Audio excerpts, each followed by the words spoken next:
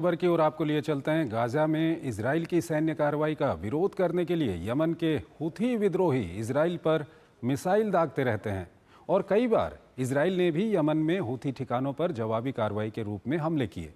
लेकिन पहली बार इजराइल ने अपनी नौसेना के जंगी जहाज़ों के जरिए यमन में बड़ा हमला किया है।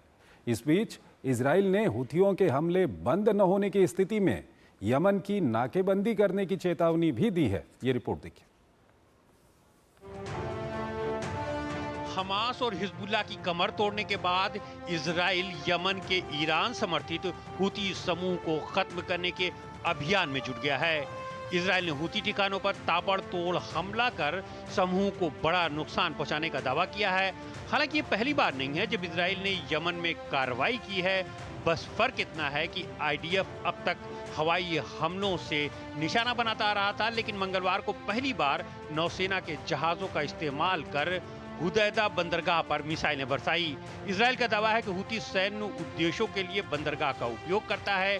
हुती समूह ने भी बंदरगाह के 2 घाटों के प्रभावित होने की पुष्टि की है।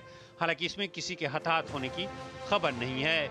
इस बीच इजराइल के रक्षा मंत्री ने हुती की ओर से हमला बंद न होने पर यमन की हवाई और नौसैनिक नाकाबंदी की धमकी दी है। हमला हुती द्वारा इजराइल पर दागी गई मिसाइल के बाद किया गया। हालांकि आईडीएफ ने इसे बीच में ही मार गिराने का दावा किया।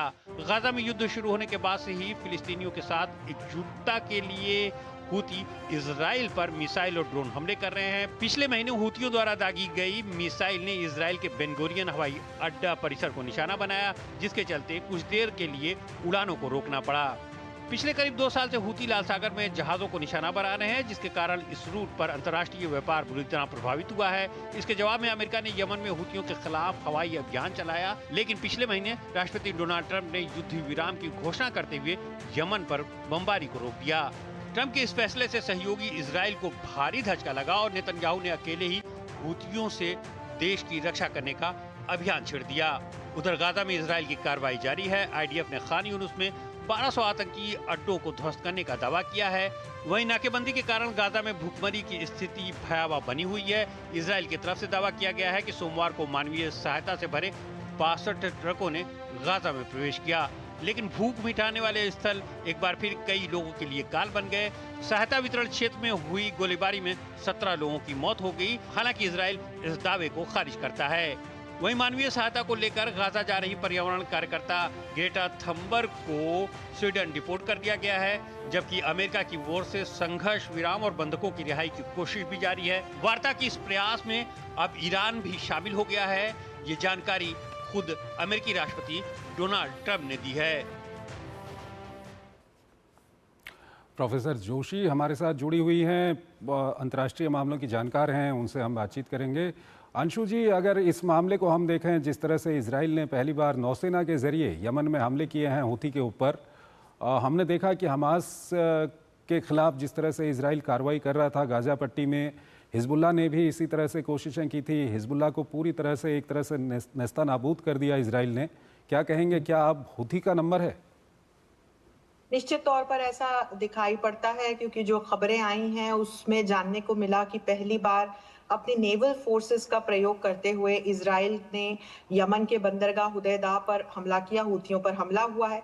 यदि हुतियों को देखें तो यमन का ये एक शिया ग्रुप है, प्रॉक्सी है, और इन हुतियों के माध्यम से हम तमाम इन देशों को देखें जो कि इजराइल के अगेंस्ट हैं, तो इजराइल पर हमले करवाने का काम न सिर्फ ये देश करते हैं। हुतीज जब से इजराइल और हमास के बीच में संघर्ष शुरू हुआ, तो हम लगातार, चाहे हिजबुल्ला हो या हुती ग्रुप हो, इनकी हम सक्रिय भूमिका देखते चले आ रहे थे।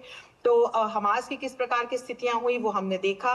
फिर हमने देखा कि कैसे लगातार हिजबुल्ला को एक्टिव किया जा रहा था, और हुतीज तो लगातार न सिर्फ एक इजराइल की दृष्टि से हम देखें, लाल सागर में वैसे भी सुरक्षा संबंधित बाधा उत्पन्न करते रहते हैं।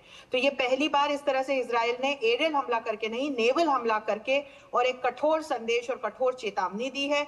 निश्चित तौर पर क्षेत्रीय राजनीति के ऐसे समीकरण भी बदलेंगे। और ये भी देखना एक रोचक रहा कि आईडीएफ ने इस हमले के पहले इस बंदरगाह को इवैक्यूएट करने के लिए, ताकि वहां पर कोई आम सिविलियन या वहां का कोई आम व्यक्ति हताहत ना हो, तो वार्निंग्स जारी की थी। तो इस प्रकार का ये एक नेवल हमला हुआ है और ये पूरी वैश्विक यदि हम न्यूज की दृष्टि से देखें तो ये एक आज का फोकस न्यूज तो रही है। जहाँ तक यमन की बात है, वहाँ पर हुथियों की बात है, हमने देखा कि अमेरिका लगातार वहाँ पर हमले कर रहा है और पिछले कुछ दिनों में तो हमने देखा कि अमेरिका ने ब्रिटेन के साथ मिलकर भी वहाँ पर हमले किए और अब इजराइल भी हमला कर रहा है। कारण क्या है कि हुथी कितने मजबूत हैं? क्योंकि एक तरफ अमेरिका भी हमला कर रहा है, इजराइल भी हमला कर रहा है, लेकिन उसके बाद भी हुथी कहीं कमज़ोर होते हुए दिखाई नहीं देते। चंद्रशेखर जी, ये तमाम जो प्रॉक्सी ग्रुप्स हैं, इनको प्रॉक्सी ग्रुप्स इसीलिए कहा जाता है क्योंकि ये स्टेट स्पॉन्सर्ड होते हैं। तो इनके पीछे अलग अलग देशों की फंडिंग, इक्विपमेंट और हम यदि एक तरह से कहें तो जो लड़ाके होते हैं, इनको ट्रेनिंग देने का काम, ये तमाम काम जो है ये स्टेट स्पॉन्सर्ड होता है। और यही एक कारण है कि जब ईरान की ओर नजर डालते हैं या लेबनान की ओर नजर डालते हैं या यमन की ओर नजर डालते हैं, तो फिर जब पश्चिमी देशों की दृष्टि से देखा जाता है तो इन देशों को उन देशों की फेहरिस्त में शामिल किया जाता है जो हुती और हिजबुल्लाह जैसे जो प्रॉक्सी संगठन है, आतंकवादी संगठन इन्हें माना जाता है वैश्विक स्तर पर, इन्हें एक्टिव करने का और इनके जरिए अपने एनिमी स्टेट्स पर हमले करवाने का काम ये तमाम स्टेट्स करते हैं। हमने देखा कि इसमें ईरान का भी एक रोल रहा है। हमने देखा कि इसमें यमन तो जिस तरह से हम जानते ही हैं कि क्या एक पूरा पिवोटल रोल है। तो अमेरिका, पश्चिमी देश, इजराइल के द्वारा इन जो ये तमाम जो प्रॉक्सी ग्रुप्स हैं, इन पर हमले करना दरअसल हम एक आतंकवाद के खिलाफ लड़ाई के रूप में भी देख सकते हैं, क्योंकि ये कोई स्टेट एक्टर्स तो है नहीं, ये नॉन स्टेट एक्टर्स हैं, ये टेररिस्ट ऑर्गेनाइजेशंस हैं। ये खत्म इसीलिए नहीं हो पाते चंद्रशेखर जी क्योंकि ये स्टेट स्पॉन्सर्ड रहते हैं।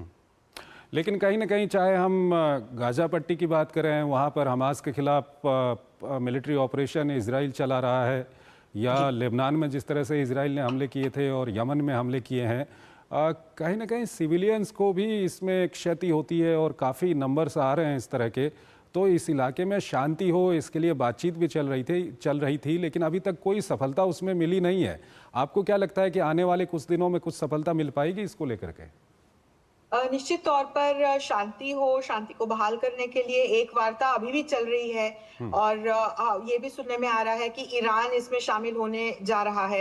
लेकिन दूसरी ओर ईरान के हवाले से दूसरी खबरें आ रही हैं। आईएईए की तरफ से चेतावनी जारी की गई है कि ईरान न्यूक्लियर वेपन्स की घोषणा कर सकता है, न्यूक्लियर वेपन्स बना सकता है और ये फिर वहां के क्षेत्रीय संतुलन को बदल सकती है ये न्यूज। और यदि इस प्रकार की स्थितियां बनती हैं, ये पूरा यदि हम एरिया देखें चंद्रशेखर जी, तो इसका अपना एक स्ट्रेटेजिक ऑयल एंड गैस की वजह से एक अलग प्रकार का महत्व रहा है, इसकी अपनी जो एक लोकेशन है। और बीते सालों में हम देख रहे हैं कि कैसे यहाँ पर ऑन ऑफ आप हिंसा की स्थितियां बनते और फिर ठीक होते हुए देख रहे हैं। तो यहाँ हर एक देश के अपने कुछ नेशनल इंटरेस्ट्स हैं और आपस में जिस तरह की सिचुएशंस हैं, इसीलिए वो कॉन्फ्लिक्ट्स की सिचुएशन बनी रहती है।